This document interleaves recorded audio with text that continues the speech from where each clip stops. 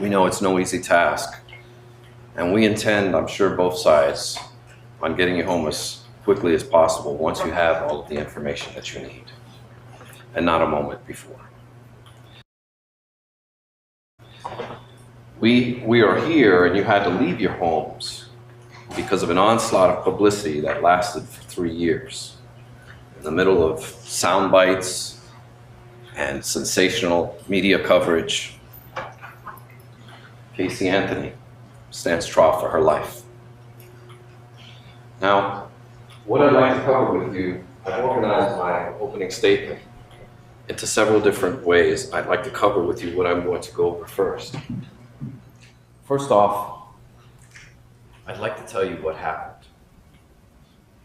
We sat through almost 2 hours. There was day 1, day 2, day 3, day 4, and so on and so on. And no one ever told you what happened. But today, you will be the first people to know exactly what happened to Caylee Marie Anthony. I will also discuss with you Mr. Roy Kronk. That name was silent throughout the first 2 hours of this morning. And I think you're going to find after I conclude that it's going to be shocking why that name wasn't mentioned to you previously. And what, if any, role Mr. Kronk will have in your evaluation of the evidence. I think that's very important, and we're going to cover that.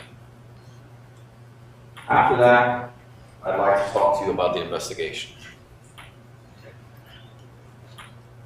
This investigation was extremely thorough when it comes to focusing in on Casey. Probably the most comprehensive investigation that you will ever come across and in the history of the state of Florida. It was directed at one person and one person only. Now, the problem with this investigation that you'll find is that it reached the level of desperation. And that's going to be covered throughout my opening statement and my opening remarks. At what point do we stop speculating? At what point do we stop guessing? At what point do we stop being so desperate? Now, after the investigation, I want to talk to you about Suburban Drive. Suburban Drive is the location which is right around the corner from the Anthony home, and it is where Caylee's remains were recovered. And there are numerous suspicious circumstances surrounding that location, and I want to make sure it's brought to light to you. I want to make sure you all understand what was there, who was there, and for how long. And then after that, I'd like to discuss Miss Anthony's car. Now, as you've noticed from this morning, there was a significant amount of time that had to deal with this car. And the evidence, or the lack of evidence, or the confusion of the evidence that surrounds this car will probably double, if not triple, the length of this trial. And at the end of it, you may find yourselves asking yourselves, after so much time, is that really relevant? Does it answer the question? Does it tell us how Caylee died? And that's why you're all here today. We're not here to talk about day 1, day 2, day 3, day 4. We're not here to talk about how inappropriate Casey acted, her foolish actions. We're here to talk about, and we're here to find out exactly how Caylee died. And that's the key issue throughout this entire case. You may get distracted by emotion, and you may get distracted by what some might say reaches the level of bizarre. But you cannot lose focus, and you cannot forget that you're here on a first-degree murder case, a death penalty case. where they want to take someone's life. And that's what we're here for. And you're going to find that this is not a murder case. This is not a manslaughter case. This is not a case of aggravated child abuse. This is none of those things. But you can't be distracted. We all chose you because we thought you were the best jurors to sit on this case. You wouldn't be distracted by emotion, that would let the law guide you in making a just decision. The death of a child is a horrible, horrible tragedy. And no one here is going to ever say otherwise. But we have to remain focused. We're not the media. We don't have the opportunity to speculate and to draw in viewers and to sensationalize life. And that's what we're going to talk about throughout this trial, is life. Some of the happy things, but many of the ugly things that come along with life. And that's what this case is going to be about. Afterwards, I want to talk about the forensics. Exactly what reliable forensics you can rely on, and what isn't necessarily science, but more like science fiction. And you'll see that throughout the course of this trial as the state reaches that level of desperation. And then I want to conclude with my parting remarks and tell you where I think at the very end of this trial we will end up at. Now, everyone wants to know what happened. How in the world can a mother wait 30 days before ever reporting her child missing? It's insane. It's bizarre. Something's just not right about that. Well, the answer is actually relatively simple. She never was missing. Caylee Anthony died on June 16, 2008, when she drowned in her family's swimming pool. You're going to hear that Caylee loved to swim, and Caylee could get out of the house very easily, and did so on that day. We hear about it every day, or once a week, or once every other week. We hear of a story on the news, or we'll see a little blurb on the newspaper about some poor child who accidentally drowned in the family swimming pool. Well, the reason we're all here is because not of the commonality of this tragedy. No, that's unfortunately, it's far too common. In fact, in the state of Florida, it is the #1 way that children die, is drowning in swimming pools. But what makes this case different, what makes it unique, what makes the reason we're all standing here today, is because not of the commonality, but of the uniqueness of the family that it happened to. You will hear stories about a family that is incredibly dysfunctional. You will hear about ugly things, secret things, things that people don't speak about, things that Casey never spoke about.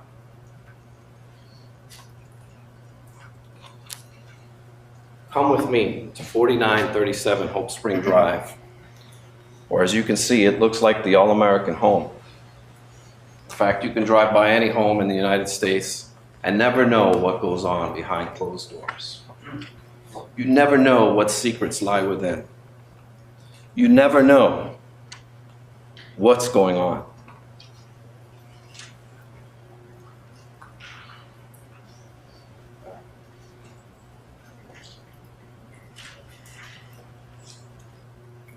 On June 16, 2008, after Caylee died, Casey did what she's been doing all her life, or for most of it, hiding her pain. Going into that dark corner and pretending that she does not live in the situation that she's living in. She went back to that deep, dark, ugly place called denial to pretend as if nothing was wrong. And you'll see as the evidence comes in that that is the most likely conclusion of the evidence, that something's not right here. Something's not right with this girl. You've heard some of it today. Some of it may have been shocking already for you to listen to. But what you don't hear, what you didn't hear, is that Casey was an excellent mother. She took care of Caylee. That child never went without food, without clothing, without shelter. You won't hear a single person come up here and testify how she was neglected or abused. There's no broken bones. There's no trips to the hospital. There's no moment that would help you determine that this child was abused or anything but loved by all members of the family, especially her mother. The photographs that Mr. Aimberdick talked about early on, they were all taken by Casey. Casey adored her child. And you'll see photographs of her room, of her life, and you'll know that this child was loved, but not for a horrible tragedy, a common tragedy. Are we all here today? You see, this family must keep its secrets quiet. And it all began when Casey was 8 years old and her father came into her room and began to touch her inappropriately. And it escalated, and it escalated. What does a sex abuse survivor look like? They wear a scarlet letter? They have a tattoo on their forehead? We could all be sitting next to a person who's a sex abuse survivor and never even know it. These things are kept quiet. And these ugly secrets slowly will come out through this trial. A little bit of a sign here, a sign there, a sign here. And you'll be able to know and see what makes Caylee Anthony behave the way she does. Why did she act as if nothing was wrong? She didn't run. She didn't move to California, New York, and say to her parents, sorry, you're never going to see your granddaughter again. That's the easiest thing to do. Instead, she acted as if it never happened. It never even happened. You hear stories of this Zanny the nanny. It's true. For 2 years, she pretended she had a job and pretended she had a nanny. Is that normal? Is that what normal people do? They get dressed up.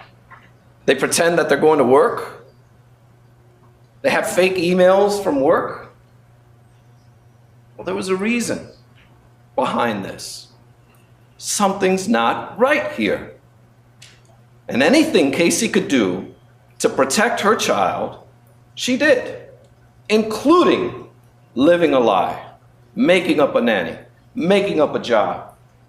That's what Casey had to do to live. She wanted to live, she forced herself to live in a world that she wanted to, not the one she was thrust into. And you're going to see throughout this case how some of this evidence came to be. For example, when Casey came home and told her family that she was pregnant, just to be quiet. No one was to know. Why? I hate to say, you'll have to speculate why. Unfortunately, because of the way this case was investigated, we'll never know all the answers. But it wasn't until she was 7.5 months pregnant did the outside world know that Casey was with child. When Casey was about 7 months pregnant, the family went to a wedding. Her mother's brother's wedding. This is her uncle. They're there. That's their wedding photo in June. Caylee was born in August. This is Casey, 7 months pregnant. Everyone wanted to know who the pregnant girl was at the party. When Cindy Anthony, Casey's mother, and George Anthony were confronted with this, they both looked at Cindy's brother like he was crazy. They denied. Cindy, who is a registered nurse, said, "Oh no, she's just retaining water." You'll hear other stories, well, oh, she just had a tumor. She was pregnant. There's no denying this. This is a pregnant girl. But yet the entire family wanted to keep it quiet. Why? They hid this child, this beautiful child, in life. You can best believe that they would hide her death. Now, another thing you'll hear is when Casey didn't want to hide this anymore, she went to Cindy's job. And in the middle of the summertime in July, wearing an overcoat. Hot summer day, wearing a huge coat to hide her pregnancy. When coworkers saw her, they began to talk. Office gossip came around. And unfortunately, a week later, Cindy Anthony had her come in and announce that she was going to be a grandmother. Something's not right here. This is strange. This is bizarre. This is the life of Caylee Anthony. Now,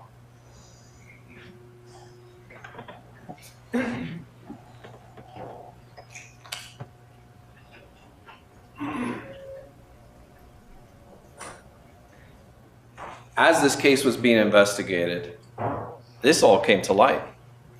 Everyone was aware that they hid this beautiful child like a flower in the attic. They treated this pregnancy as if it never happened. Police got to be a little suspicious, and you'll hear evidence that Casey has a brother, and he too wanted to follow in his father's footsteps. And on certain occasions when he was a teenager, he attempted to also touch his sister, although it didn't go as far. It got so bad that the FBI did a paternity test to see if he was Caylee's father. And when he was confronted with this information, he didn't deny it. He said, "We'll talk about it when the time is right." Well, the time is now. The time is now to try and save his sister's life, but yet these secrets, these family secrets, still remain locked. You're going to hear all kinds of bizarre family behavior that just doesn't make sense. How parents should stand by their child, but instead are throwing them under the bus, making bizarre statements and accusations. And that's what this case is going to be about.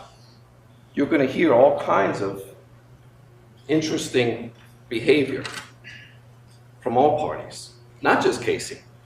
And once you see some of this behavior, you'll realize that the apple doesn't fall very far from the tree. We are what we are because of who brought us into this world and how we were raised. Casey was raised to lie. This child, who at 8 years old, learned to lie immediately. She could be 13 years old, have her father's penis in her mouth, and then go to school and play with the other kids as if nothing ever happened. Nothing's wrong. That will help you understand why no one knew that her child was dead.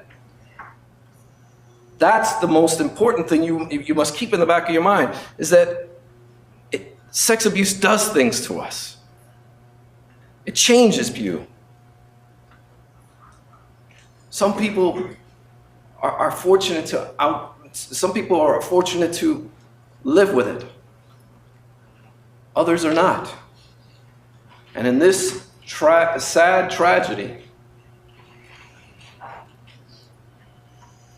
It had to happen to Casey.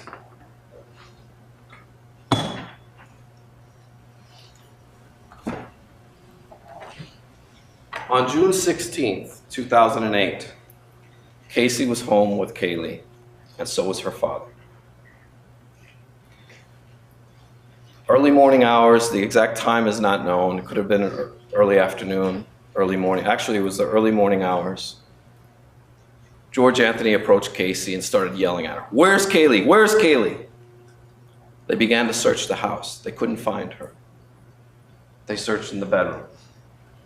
They searched under the beds, in the closets, in the garage. Then they went outside.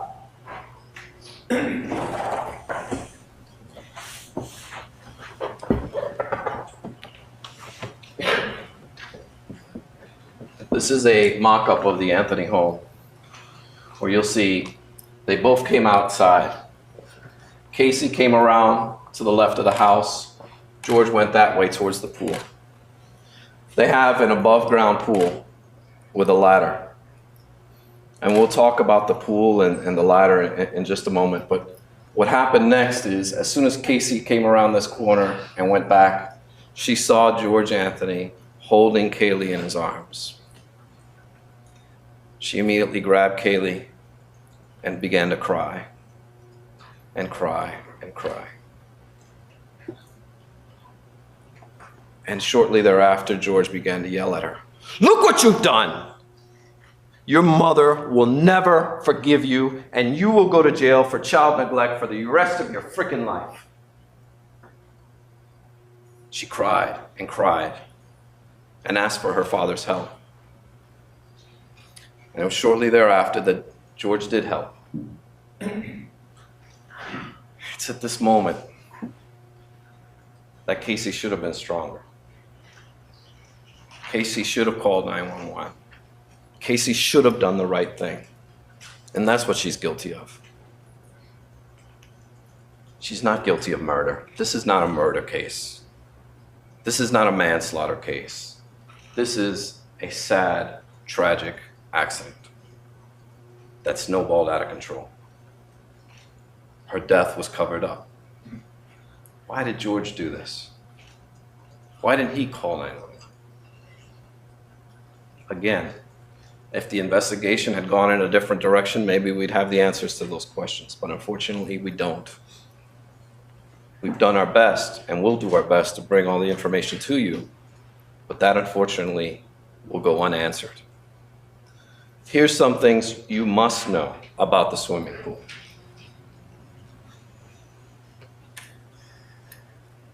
Cindy Anthony will testify that on June 15th, as Ms. Drain-Burdick mentioned, Cindy Anthony and Caylee went swimming. That was Father's Day. They went swimming until the early evening hours, late afternoon hours. They have a ladder that is on the pool, which they will both tell you they were religious about making sure the ladder was down so Caylee wouldn't get up. They were religious about it. But unfortunately, did Cindy leave the ladder up? Did Cindy forget? Because right about the time they were getting out of the pool, Casey came home. We don't know. We don't know.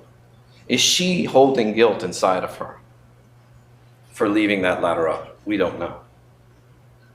Again, if the investigation had gone in another direction, we might know.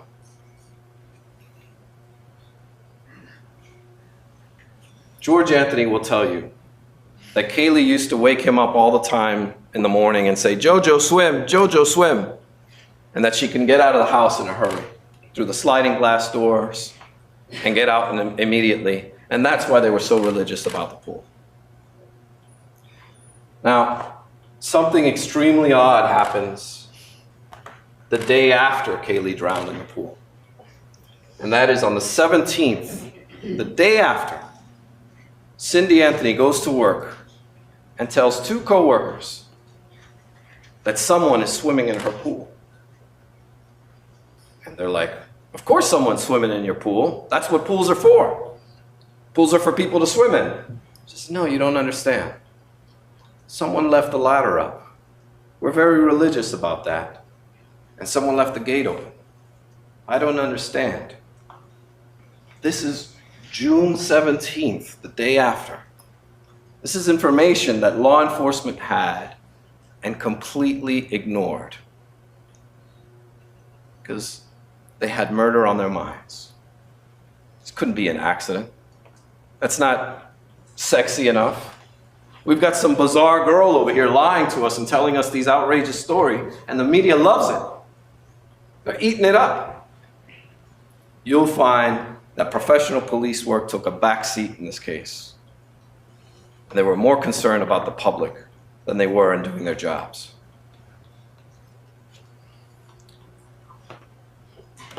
The 15th of July, Caylee's reported missing. And immediately, within 24 hours, Cindy Anthony tells Detective Melich, who's the lead detective in this case, about the ladder incident. And it goes ignored. There's no follow-up. No questions asked. No information gathered. No forensics. Nothing. It's ignored. They're more concerned with the transport, the alleged transport of the car, than they are of what actually happened. This is a tragedy that snowballed out of control. And they didn't care.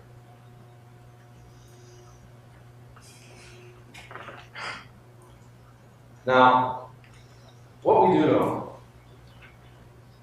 is that George Anthony took certain steps to actually make sure he was as far away from this situation and that Casey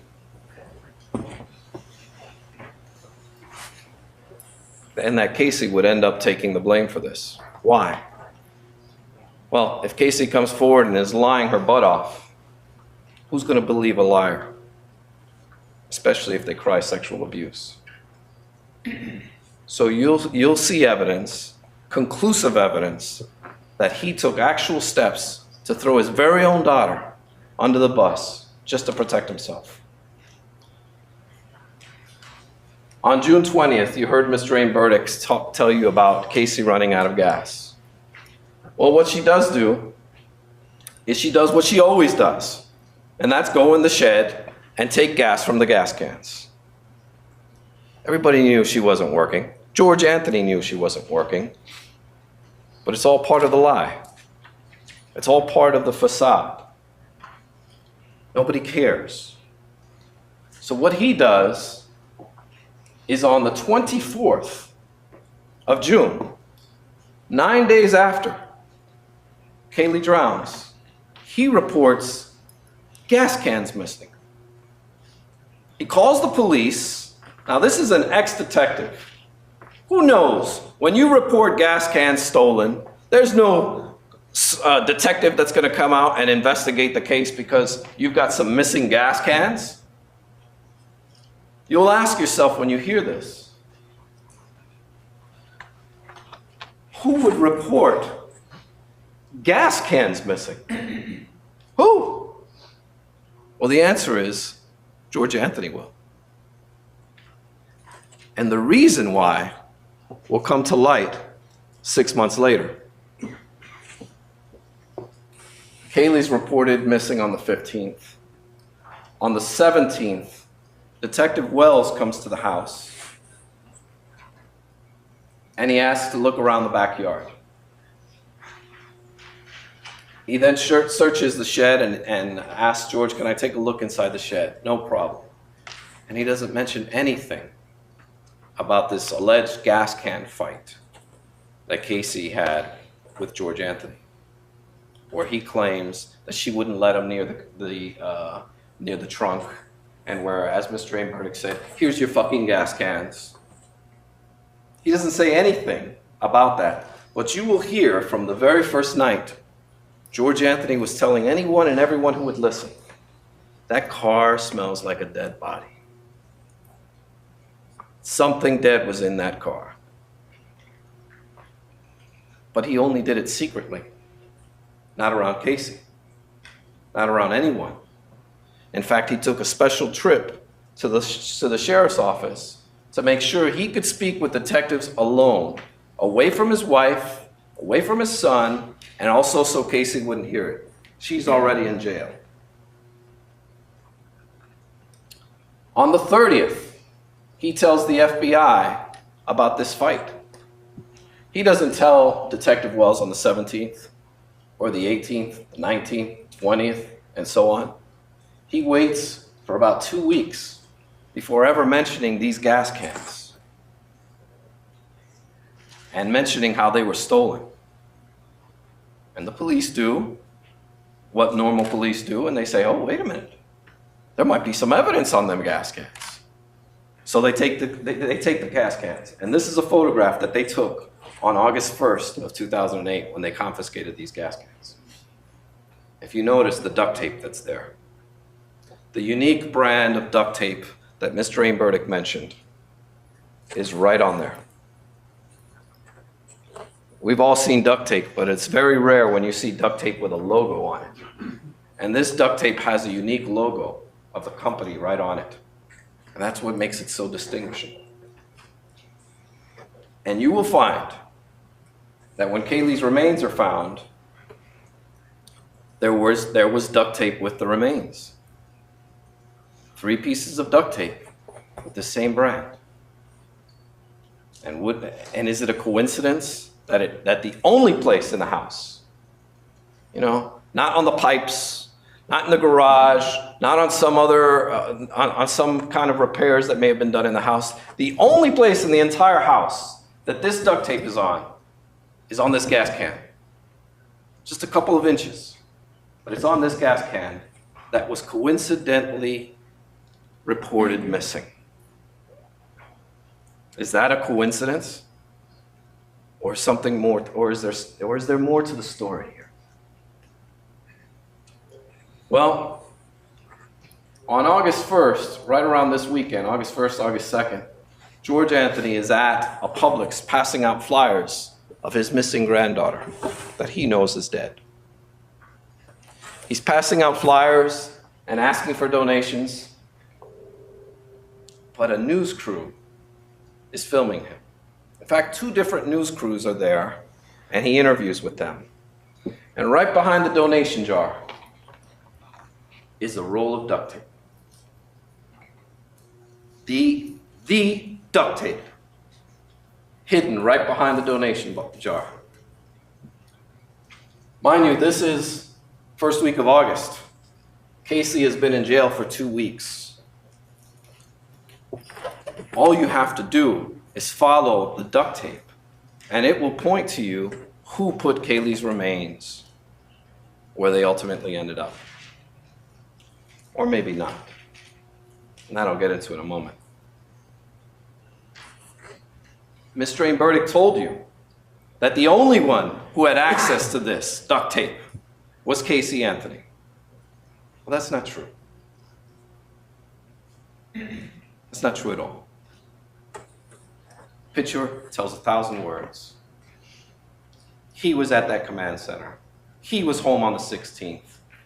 The only person and the only piece of evidence, the only physical evidence that you will find in this case that connects Caylee's remains to anyone at the home is this duct tape.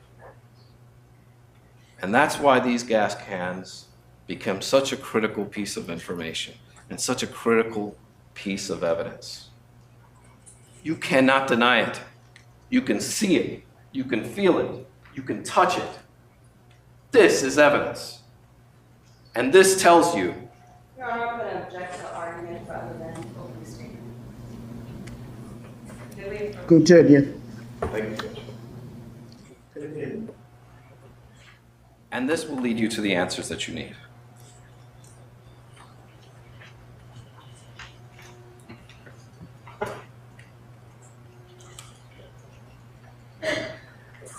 Now, most importantly, you're going to hear evidence that while at this public supermarket passing out flyers of his missing granddaughter, George Anthony met a younger woman by the name of Crystal Holloway.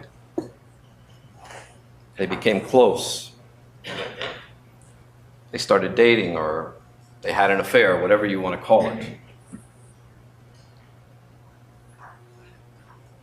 He then began going to her house and visiting her. And on one day, before Caylee's remains were found, her name is Crystal Holloway. Here's a photo of her. And they began to carry on this relationship. This is the woman in the circle looking over at George at Caylee's memorial is Crystal Holloway. Right around that time, George Anthony sent her this text.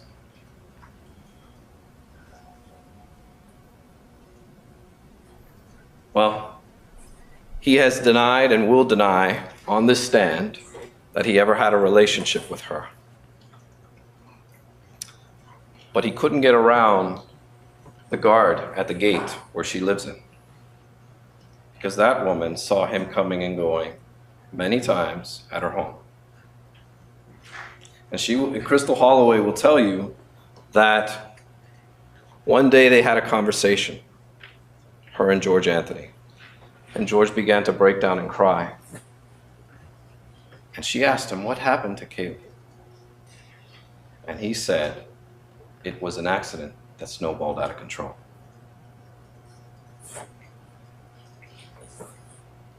This is before Caylee was ever found. This is while he is out passing out flyers, asking for donations to help find his missing granddaughter.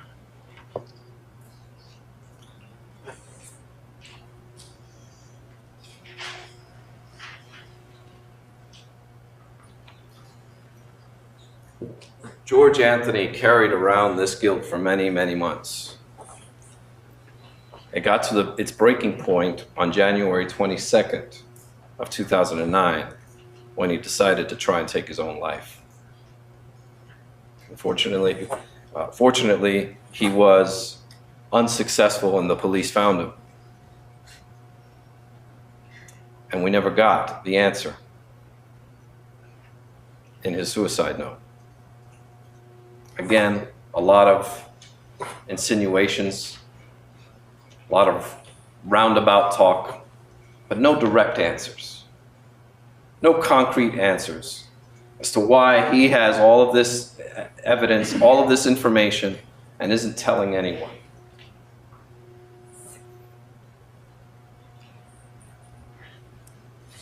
I want to be clear about something. Absolutely 100% crystal clear about something. We are not, nor will we ever, say that George Anthony killed Caylee, or that he had something to do with her death. And the reason's simple. It's not true. It was an accident. And despite how easy it is to point the finger and say there's something sinister here, and maybe play on your emotions, the fact of the matter is, this is an accident that snowballed out of control. This is not a murder case. This is not a manslaughter case. This is a tragic accident that happened to some very disturbed people. People with significant issues, unresolved issues, unresolved trauma.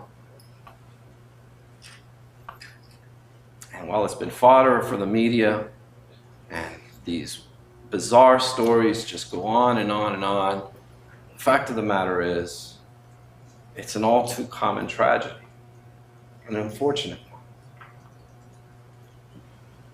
Now, I'd like to talk to you briefly about Mr. Roy Kronk, the name that you did hear during Ms. Crane Burning's opening statement.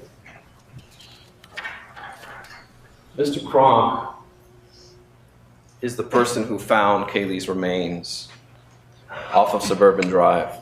And I'm going to show you right now a brief diagram and the interesting circumstances surrounding Mr. Kronk and his discovery.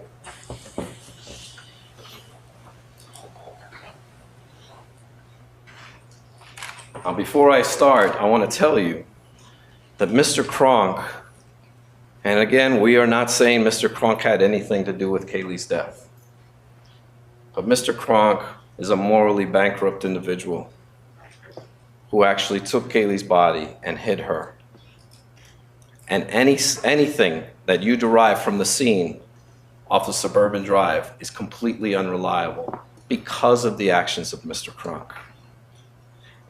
There was a $225,000 reward in this case, but it was for a live Caylee. Mr. Kronk didn't read the fine print, and he thought he had himself a lottery ticket. Let me tell you and show you how Caylee was recovered. First of all, the Anthonys live on 4937 Hope Spring Drive. Right down the block, around the corner, there's a wooded area. What's unique about this is it's the closest wooded area to the home. And it is the absolute first place anyone would look for a missing child. The first search party should have been and was probably there. Caylee Anthony was found within 20 feet off the side of the road. She wasn't found in the woods. She was found off the side of the road and was missing for 6 months. Let me give you an example of just how far that is, actually, Mr. Tyler.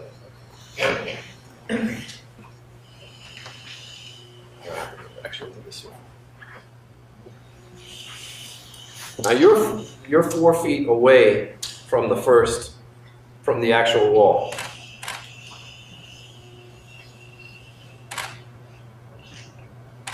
This is how far Caylee was from the street, from where you're sitting.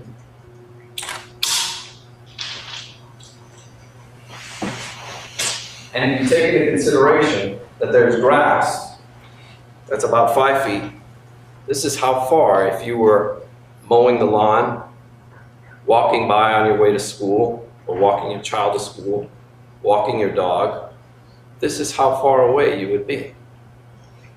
And for 6 months, with thousands of searchers looking for Caylee, hundreds of people off Suburban Drive, every character with an agenda was down here looking. We had psychic dog handlers. I'm serious. We had a psychic dog handler. We had psychics, private detectives, bounty hunters, search volunteers, police officers. In fact, in October, there was 2 people called 911 because they heard of a screaming child in the woods. So police were dispatched,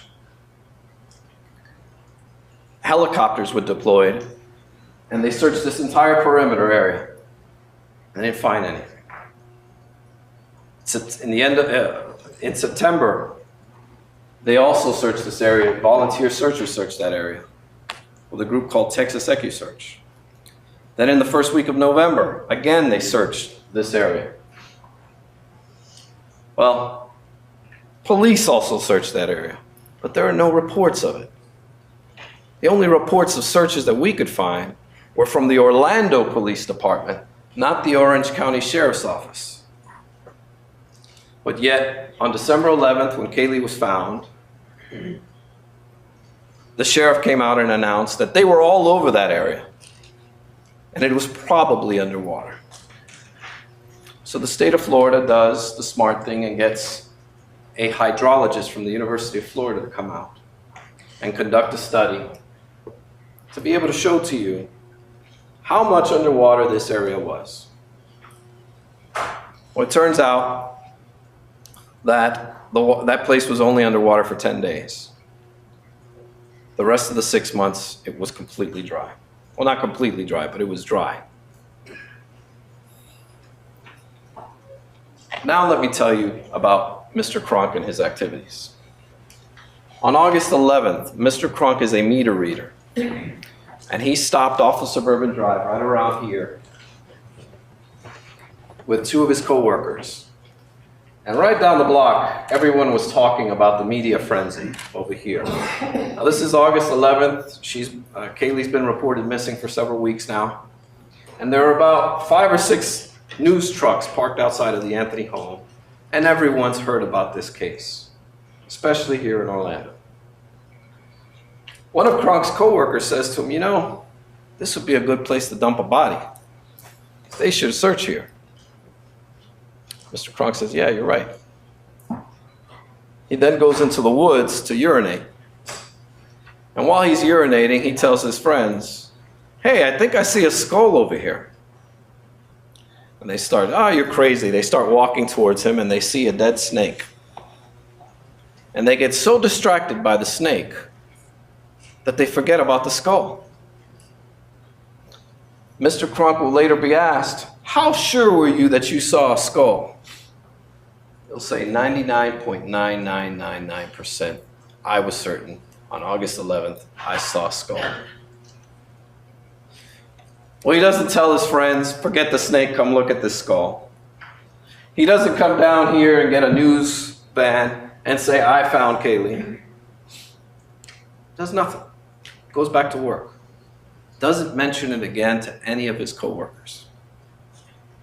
Well, later on that afternoon, Mr. Kronk calls 911 and says, you know, there's 2 little areas that you can go in, and there's one long big tree laying down, and a bit further up, I saw something round and white.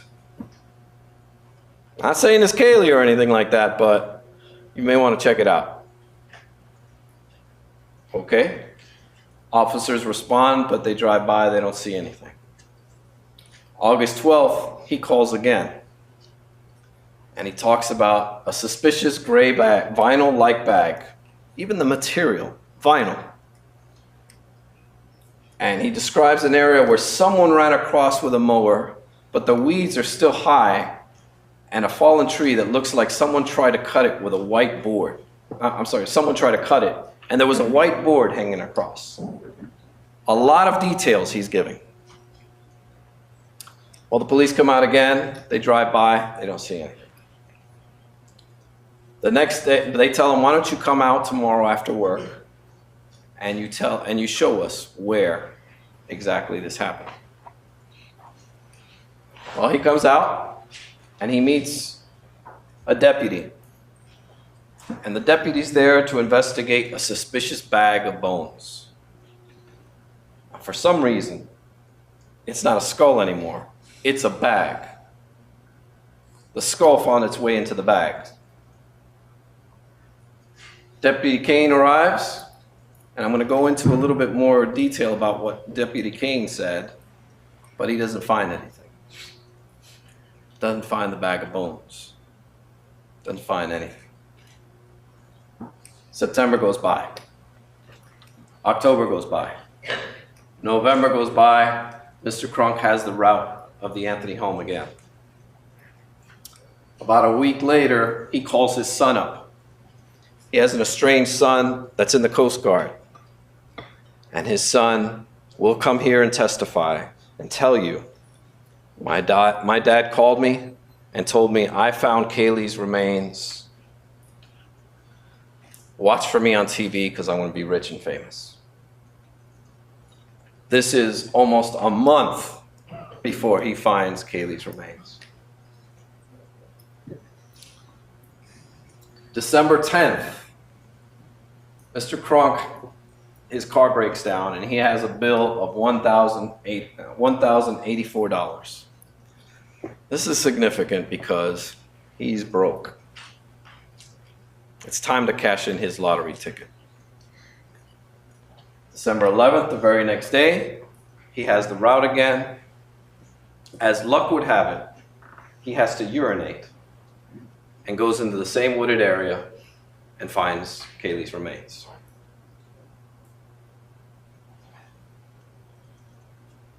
Reasonable doubt is not sprinkled throughout this case. Reasonable doubt lives here. throughout the entire case.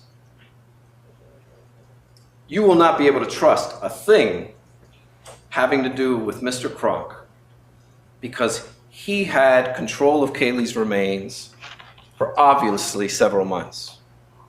Where he found her, we do not know, nor will we ever know. And the reason for that is because the police never investigated him. This was their three-legged pony, and they were going to ride him to the finish line no matter what. Mr. Kronk says that on the 11th, he goes to urinate and sees a plastic bag. Okay, he sees a plastic bag. He hits the plastic bag and he hears a thud. Then he takes his meter reader stick and he lifts the bag up and a skull rolls out. Again, somehow the skull made it into the bag and now a skull rolls out. And they ask him, is there anything else you want to tell us? And he doesn't say, yeah, I called you 4 months ago, 3 times. He doesn't say a word. Now, he may come up here and lie and say, yes, I told them. In fact, he does. He says later on, he says, I did tell the police, but they told me, keep quiet about it. He don't want to say anything about that. That will be what we call a conflict in the evidence, because the police will thoroughly deny that they told Mr. Kronk to shut up and not say a word about calling back in August. Well, several days later, they have to go straighten out this story. They can't have skulls rolling out of bags because, as Mr. A. Burdick told you, that duct tape to them is the only thing they have. The duct tape that George had. They can't have a skull because the mandible where she was placed was directly underneath in the proper anatomical position. Skull rolling out of the bag isn't gonna end up that way, and they know it. So they massage Mr. Kronk's testimony, and he changes it. He says, yeah, didn't roll out of the bag. I just lifted the bag and it was underneath it. But he clearly says it dropped out of the bag. He's on audio, a written statement, everything. Sworn statements. Sworn to tell the truth. Well, one of the first responding officers, when they arrive to the scene and he's there, one of the first things he says to them is, do I still get the reward even though she's dead? Second statement is, will my ex-wife find out about the reward if I get it? Mr. Kronk's boss will come and testify that when he arrived on the scene on December 11th, Roy Kronk was leaning against his truck, smoking a cigarette. And he turns to him and he says, Alex, I just won the lottery.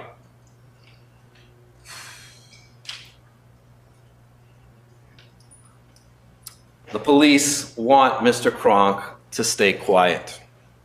They don't want these people getting at him. They don't want the media getting to him. So they ask him, please stay quiet. And his response is, Roy's got to eat too. Sorry, fellas. So what does Orange County do? What does the great Orange County do? They hire him a lawyer. And they pay for it. Orange County pays for a lawyer for this man to represent him.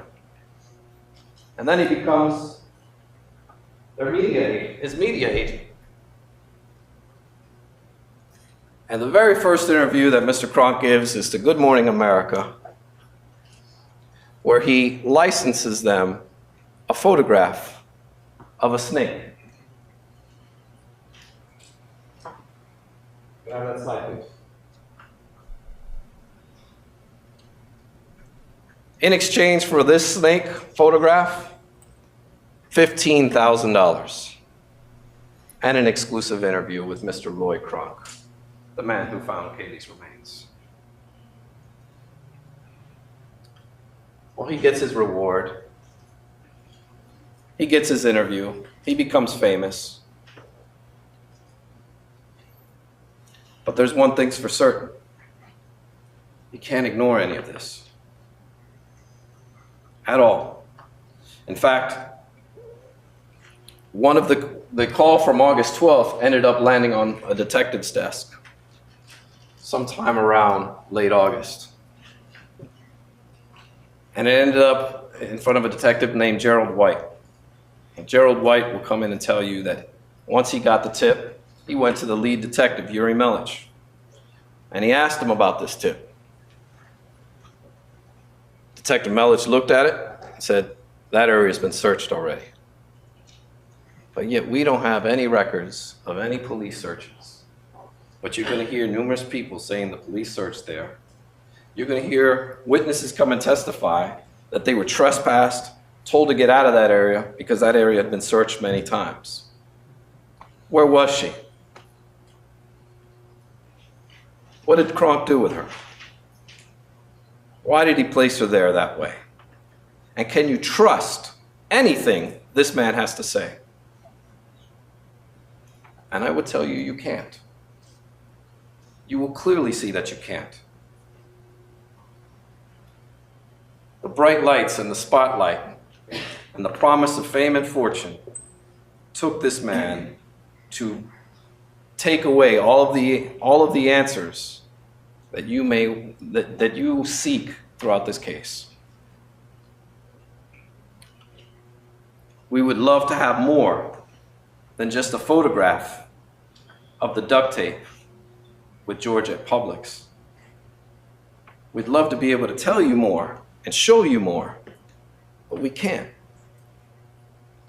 And one thing you will know is that despite all of the ridiculous, stupid things that Casey did, that Mr. Aim Burdick told you about, there's not one piece of evidence, one single thread of evidence that links Casey to Caylee's body. She's dumb enough to leave her on the corner, but smart enough to outwit the FBI, Florida Department of Law Enforcement, Orange County Sheriff's Office, OPD, every law enforcement agency that the prosecution could muster up, every alphabet, the Secret Service. They even autopsied the snake. That's how desperate they were. Yes, there was a snake autopsy in this case. They searched for every single thing they could just to try and, well, it's quite obvious. A high-profile case. They had already made an arrest. Casey was arrested within 24 hours of being questioned, when there were clearly signs that something was not right with this girl. Something was just not right. They jumped the gun. They immediately made an arrest. We'll worry about the evidence later. And this is their evidence. This is how they get to where we are today. And this is how they ask you to take someone's life.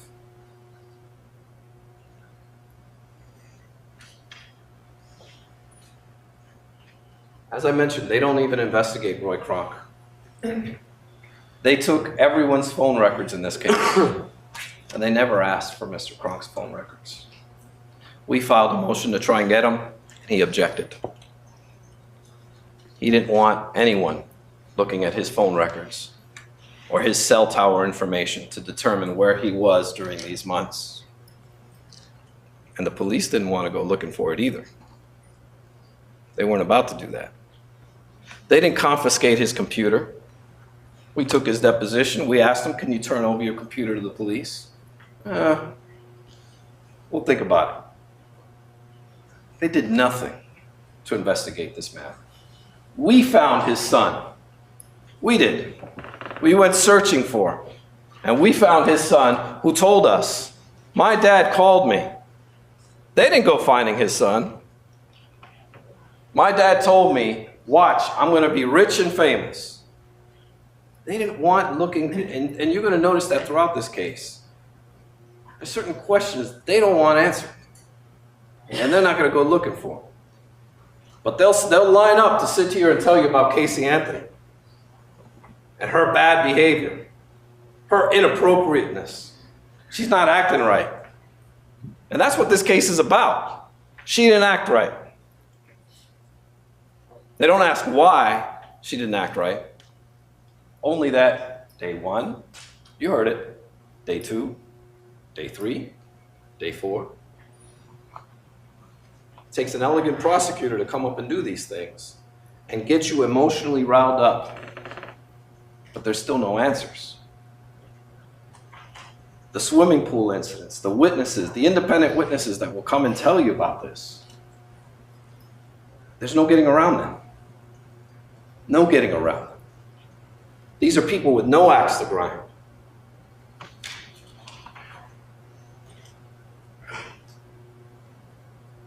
Now, I want to talk briefly about the investigation. I know I've touched on it, but you heard Ms. Verdict tell you that on this day, on day 7, Caylee Anthony was spotted on video at IKEA, or day 12, she was spotted at the Blockbuster or another place.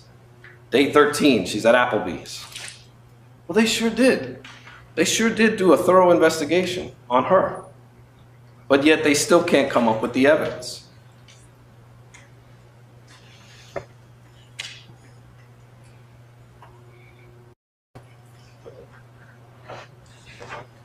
This is Sergeant John Allen. He's one of the lead investigators in this case. He's about 5 feet from the road, and he's pointing at Caylee's remains. But yet for 6 months and all of that investigation, no one could find her. Look how close he is. She was placed there to be found, not to be hidden. But unfortunately, she was placed there by Mr. Kronk, and we will never know the answers.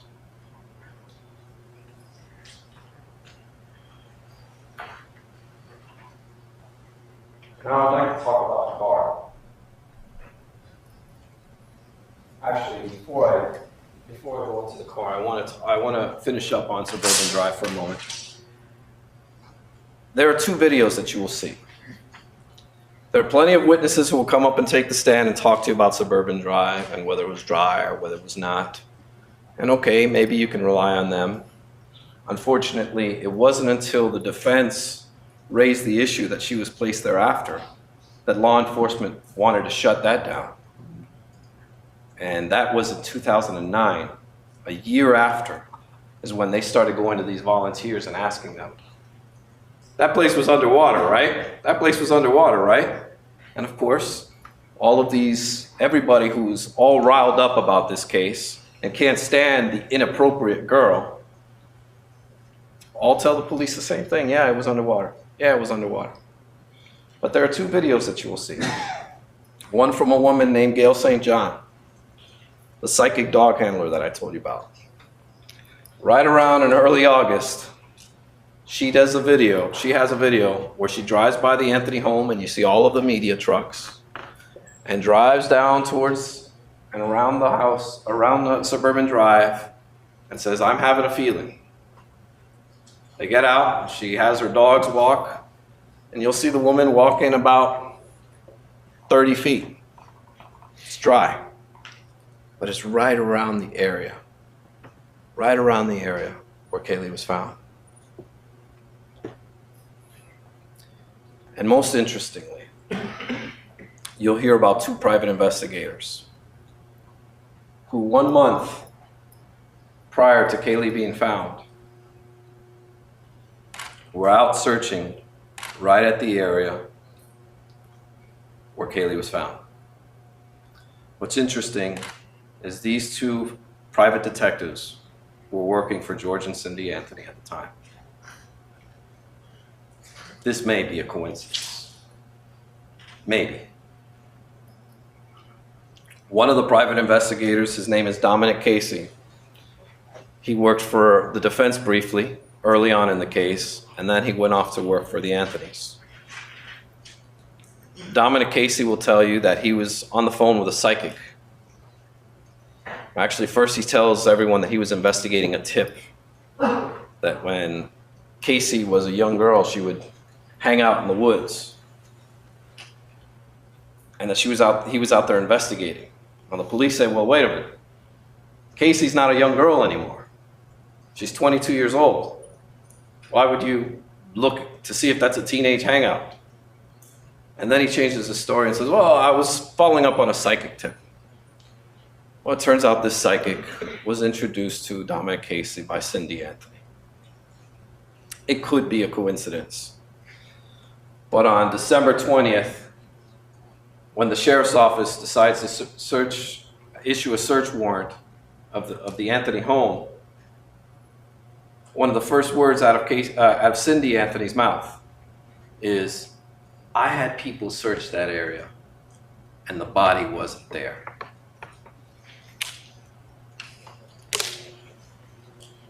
That video, you will clearly see the water, the area is dry.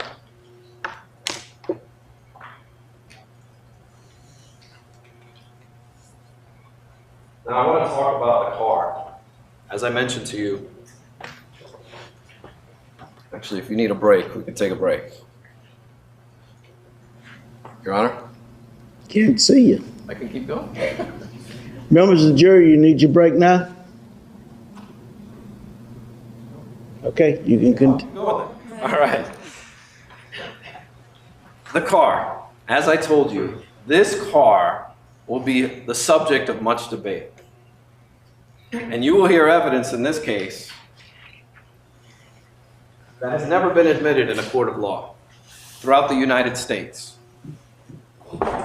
The air samples that Ms. Drain Burdick told you about. The hair has never been admitted in the state of Florida. The evidence that Ms. Drain Burdick told you about. As well as you're going to hear from a dog. While the dog can't get up there and testify, his handler is going to talk about the dog and what his dog allegedly said or reacted or alerted to. And we're going to get into that when we talk about the forensics. But one of the important things that I want to talk about is everyone talks about the smell of this car. And there's some things you don't know. Things you should know. And here they are. June 16th is the day Caylee drowned. On the 20th of June is when Casey runs out of gas for the first time. Now, it's going to be the state's contention that Caylee was in the trunk of Casey's car from the 16th through the 20th. Well, Casey runs out of gas, and she calls her boyfriend up, Tony Lazaro. And she does what she's always done. Goes and gets the gas cans. They break into the shed, they take the gas cans. Now, Tony Lazaro's testimony will go unimpeached. And that is, this young man cooperated with law enforcement from the very first day. He refused to speak to us, only at deposition. He wore a wire when the police wanted to investigate Lee Anthony, and he allowed them to bug his phone. He did everything that law enforcement asked. And on this day, Casey runs out of gas and Tony picks her up. They get the gas cans and they go to the car. It's in her family's neighborhood. Well, they pour the gas, and after they're done with one of the cans, Casey opens the trunk and puts the cans in the trunk. 4 days would be obvious, significant human decomposition in the trunk, in the heated trunk of a car. And that car would reek tremendously. But yet Tony Lazaro doesn't smell a thing. And Casey doesn't go and handle the gas cans on her own. If she had a dead body in the trunk of the car, she wouldn't be calling the people to come out and come smell this car. So she opens the trunk, he smells nothing, and she puts the cans in the trunk. She had a dead body in the trunk. She would have put it in the front of the seat, in the front seat. Wouldn't be opening up so that he could smell. And he doesn't smell a thing. But of course, by the time the cops question him, they don't like that. Are you sure you didn't smell anything? No. Well, maybe you were distracted by the fumes of the gasoline. And that's their explanation. That's their explanation. But the fact of the matter is, he doesn't smell a thing. And this is 4 days after, when he had complete access to that car and was right next to it, didn't smell a thing. On the 24th is when George files that famous police report. And he alleges this fight happens. Even though he doesn't tell anybody until 2 weeks after he reports Caylee missing. He doesn't say he smells anything in the trunk, if you believe that argument ever happened to begin with. On the 27th, Casey is throwing out garbage.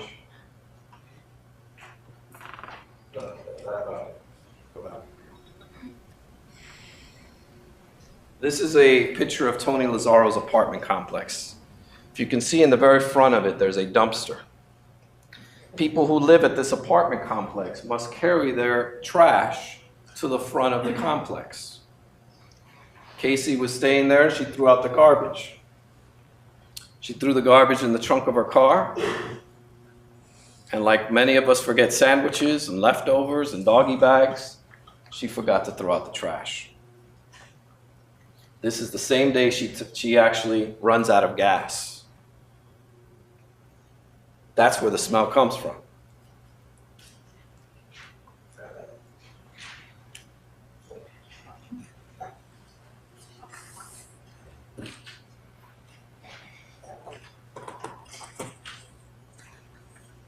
This is the garbage from the trunk of the car. It's wet, sticky. And what do the police do when they're done with it? They take it into an air room and they dry it out. So it can't, and you will see, once it dries out, the smell goes away. And there's absolutely nothing that can be done to independently test or verify anything from this garbage. It's destroyed evidence. It's intentionally aired out. But this was in the trunk of the car for close to almost 3 weeks. The car is towed on the 30th. The tow truck driver doesn't smell anything. The tow yard company has to wait 4 days before they send out a notice. Your car is here. We have your car. Come get it if you want it. That would have been the 4th or the 5th of July. The Anthony family should have gotten that notice around the 7th or the 8th. Well, they don't go pick up the car until the 15th. George doesn't pick up the car until the 15th. Why? Why wait a week? They will tell you they didn't see the notice. But yet that car sat there for almost a week after they had notice. Again, answers, questions we will never be able to answer for you. So Mr. Anthony goes and picks up the car. And one of the very first things he does is he starts telling anyone that will listen, my granddaughter's missing. She's been missing. I haven't seen her for 30 days. I found my daughter, but I haven't found my granddaughter. And then he walks up to this car and asks for a witness to open the trunk. And as Ms. Stream Burdick said, he'll come up here and say, you know, oh, please don't let this be my Caylee.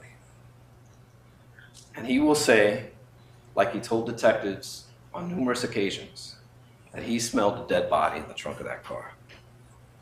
that it's a smell you never forget. Once you smell it, you never forget it. Of course, he's never, nor has anyone else in this case, had trash in the trunk of a car for 3 weeks in the Florida hot sun, so we don't know how to compare it to. But he is certain that what he smelled was a dead body. And what does he do? He doesn't pick up the phone and call Casey. Are you okay? Honey, are you okay? Where's Caylee? Is she okay? He's a detective, an ex-police detective. He knows he's smelling a dead body, and this is a possible crime scene. And what does he do? He gets in the car and wants to drive it home. And then he goes to work, making 0 attempts after not seeing his granddaughter for 30 days. And all of these, day 1, day 2, day 3, day 4, suspicious activities that Mr. Stream Verdict told you about, doesn't do a thing. He wants to distance himself. Stay away. Have nothing to do with this. What's interesting to you, that you should also note, ladies and gentlemen, is he also had access to this car. He shows up to pick up the car with none other than the gas cans. How'd he know that car was out of gas? He's going to tell you he hadn't spoken to Casey in over 2 or 3 weeks, and that they found out through the notice that the car was there. How'd he know to show up with gas cans? Well, he's going to tell you it was a lucky guess. Why doesn't he call the police? Why doesn't he call Casey to find out if she's all right? Or Caylee to find out if Caylee's all right? He doesn't do any of that because he knows. He knows exactly what happened and how it happened and when it happened. Questions that nothing the state will present to you will be able to answer. But he knows all the answers and doesn't say a word.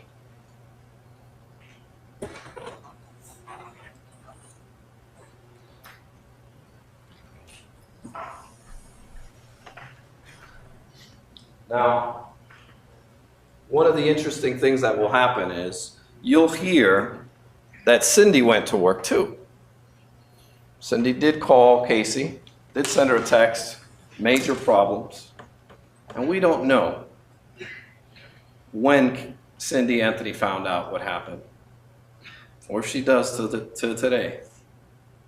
But there's one thing for certain too, she went back to work. And people were already asking questions about this car, because she had to leave work to go get the car. And just like the pregnancy, they were asking questions. And they said, Cindy, you need to call the police. And Cindy says, no. I'll call Casey later. I'll deal with it later. So what does she do? She goes back to her desk and starts to work. It's not until one of the co-workers get the supervisor and make Cindy go home that she has to now confront reality. Just like the pregnancy, you're faced with reality. You heard what Ms. Stream Verdict said about Casey. She's walking down Universal Studios. Oh, come here. This is my office over here. Let me walk down this way. And then faces reality. Well, this is the way she was raised. And think about that for a second. She takes law enforcement down this path, down to an office that doesn't exist. This is how this family lives. This is how Casey learned to deal with her problems. And now Cindy has to deal with this problem. So Cindy calls and finds Amy Huizinga and confronts Casey. Casey doesn't know what to say. So you'll hear her blame the babysitter that doesn't exist, that everybody knows doesn't exist. Or do they?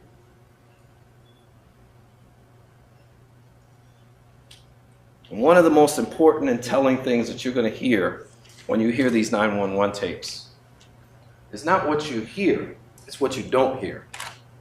there's going to be a time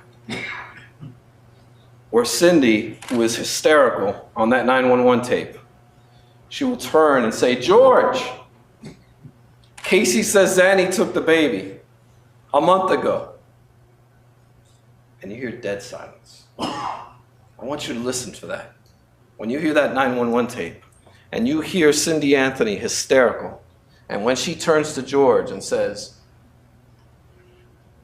"The baby's missing," he doesn't say a word. He doesn't say, "What? What do you mean she's missing? Who has her? Let's go get her." Nothing. Doesn't say a word. And that's because he knows where she's at. He knows what happened.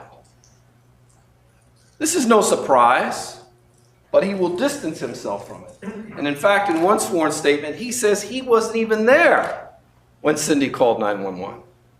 He keeps wanting to say, "I was at work. I was at work. I don't have any part of this. I'm just George. Just your average grandfather." Casey's the wild one. Casey's the one with all the stories. He's saying this while he's with his mistress who's paying him money and he's pretending he's working. And that you're going to hear. Crystal Holloway gave him money so he could pretend he was working. Cindy thought he was working. But you're only here about Casey's fake job, not about George's fake job.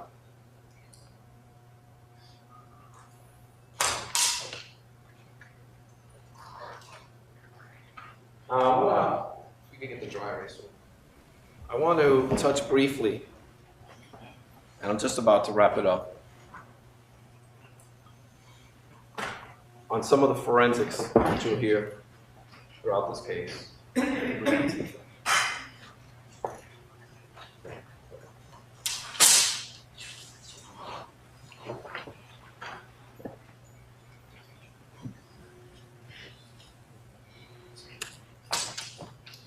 You're going to hear about the car evidence and a possible hair. One hair. But what Ms. Drain-Burdick didn't tell you is the FBI lab analyst was telling everyone, and she'll probably come and tell you too, that she can't say for certain that that hair came from a dead body. In fact, she sent out a request asking to find more hairs, and they did. We hired Dr. Henry Lee, one of the world's greatest forensic scientists, to go in and search that car. And he found 17 different hairs, 17 more hairs. And before you start wondering what is Caylee's hair doing in there, in the trunk of the car, well, Casey's hair, other people's hair was in the trunk of the car. We often shed hairs very easily. None of them, absolutely none of the other hairs, I think there was a total of 27 that ended up being inspected, had what they call the banding, the discoloration. This was a problem for them. So when we went and took the depositions of the analyst, they got a bright idea. They decided to conduct a study. After we took their deposition, they realized that they had something that was not validated, so they did a study of live hairs in trunks, in water, it's exposed to all different elements, and they found they had a couple of what's called blind examinations that showed that there were some characteristics shown from live hairs. This is very questionable. And you will hear that it is rarely, if ever, done on one single hair, this type of analysis, because you need more. You need to be able to be certain. And this hair means nothing. You'll hear about, again with the car, this dog. Well, this dog is retired. No longer works for the police department. But what Ms. Drain-Burdick didn't tell you, she told you about the backyard, how they came out. The dog alerted and how they dug there. But she didn't tell you they came back the next day and the dog didn't alert. There are things called false positives, handler bias that you're going to hear about. And it's interesting that the dog at the very same exact spot wouldn't alert the next day. You'll hear that when this dog went around the car, he broke every rule in the book. He didn't do a proper lineup. There should be multiple vehicles. The police officer should not know which is the suspect vehicle. So that gives you credibility. It lets you know that this is real. This isn't the dog the handler queuing off to the dog, because the dog wants to please its master. These are called tools. And that's what the dogs are. They're just simple tools. There's a confirmatory test that must be done. And the dog, he knew exactly which car it was. And you'll hear conflicting testimony with whether it was one car or two cars. He's the only one that says he searched two cars, that they were side by side, while the other detectives and the CSI people will tell you it was just one car. And the most telling part about this dog is they took this dog out to Suburban Drive after they had finished sifting and collecting all of Caylee's remains. There were still several bones missing. And you will hear that, knowing that there were remains at this location, the dog never alerted. The reliability of this dog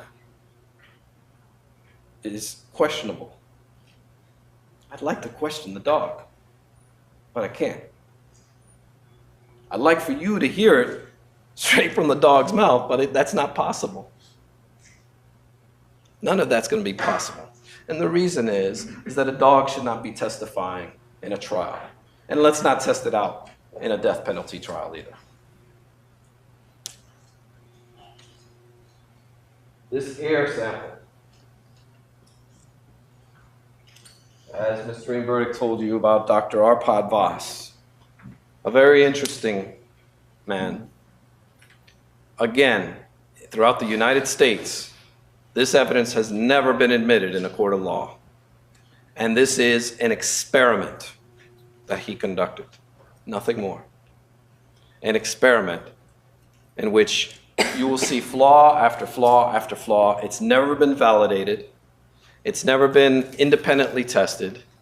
And he can't find a single person in the entire world that would agree with his theories. That's going to be long, drawn out, and boring. But the fact of the matter is that they're getting desperate. Air samples, pure desperation. You'll hear that this scientist is somewhat of an inventor. In fact, what he's doing is he's invented a sniffer machine. It looks like a metal detector, so that he can sell it to law enforcement agencies across the country. And what he's using to determine the chemical composition of human decomposition is this database. Well, it's now being validated in this courtroom. And he holds a patent to that machine. And he stands to make millions, and has an inherent bias by his testimony. You'll also hear that he has some other great ideas, like putting electronic leashes on flies to find dead bodies. And he also claims to be able to find hidden graves with a coat hanger. He's an interesting individual, and you'll get to hear plenty of his testimony, and it will be highly debated. Now, this is the evidence that Mr. Ain-Burdick talked to you about. Where you get this?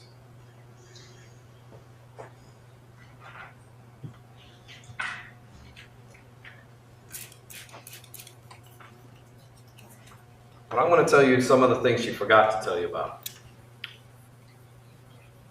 Remember what I told you, they spared no expense on trying to investigate Casey. Well, Ms. Drain Burdick didn't tell you that they searched all of her clothing. They did a search warrant on the home. And they took every piece of clothing that Casey had in her closet, and they searched and they did the blue light to see if there was any blood or any suspicious stains. All came back negative. They took all her shoes, every pair of shoes that she owned, and they tested them for soil samples to see if they matched Suburban Drive. Negative. They took textile fibers.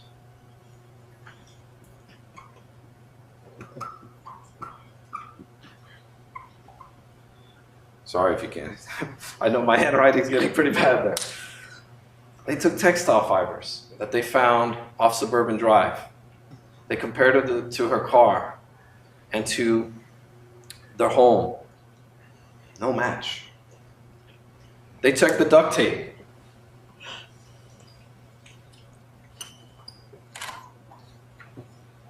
The duct tape had no fingerprints. They ran every kind of fingerprinting exam you can. No fingerprints on the duct tape. One of the easiest ways of being able to lift fingerprints is off of duct tape. Yes, the duct tape was deteriorated to a certain extent, but they still tried at the FBI. They also searched the duct tape for DNA. No DNA of either Casey or Caylee. But yet they want you to believe that she had duct tape wrapped around her mouth and was decomposing, completely decomposed, and not a shred of DNA on there. Misspeak. There was DNA on there. DNA from an FBI analyst. They contaminated the duct tape. DNA is so sensitive, so easily attachable, that an analyst in the documents department contaminated the duct tape. And there's also another profile on there who they don't know, a partial profile, someone they don't know. But it's only at what's called one marker. So it's impossible to find who that DNA belongs to. But it is not impossible to exclude both Casey and Caylee. They're completely excluded. There's usually what we call 13 different markers where they test DNA. And unfortunately, this is one, only one. Could be contamination or could not be. But there's one thing for certain. There's no forensic evidence that ties Casey to this. Again, she's too stupid to, she's dumb enough to leave the body off the side of the road, but yet smart enough to leave zero forensic evidence. Something's not right here. Something doesn't make sense. Well, they tested more hairs that they found. They did all kinds of tests. They all came back negative. Negative, negative, negative. The only thing that they are trying so desperately to tie Caylee to is the car.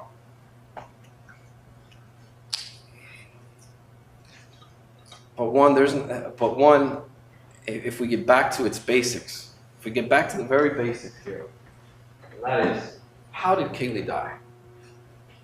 How did Caylee die? The car doesn't shed any light on that. At best, it tells you she was transported. But you'll hear some testimony about a lie that George Anthony told, that Casey was driving her mother's car on one occasion, and that George chased her down the 408, which is a highway here. And they asked him for the toll records. They said, you should have the receipts. He said, oh yeah, I'll get them for you. We didn't get them. The investigators had to go get them. And they found out he lied. He didn't get arrested for lying to law enforcement.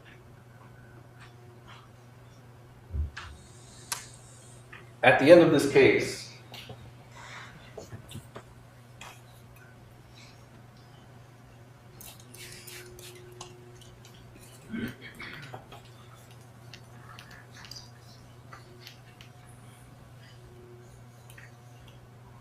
at the end of this case, when you go back home and you're back in Clearwater and you're sitting around the dinner table and someone says to you, "Why did you find Caylee Anthony not guilty?" You're going to say, "Well, I was fed a wealth of information, like a V. All this information came, but it all boiled down to one thing. They couldn't tell me how she died. They couldn't prove this was a murder. They couldn't prove this was a manslaughter case. There was no evidence of any child abuse. And that's why we voted not guilty." You're going to see throughout the entirety of this case,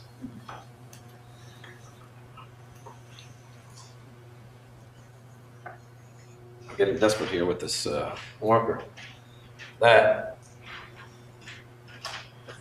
let me use a color.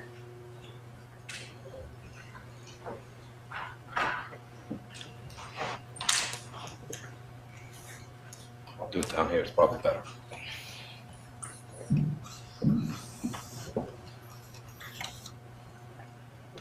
The prosecution, can we lift this up?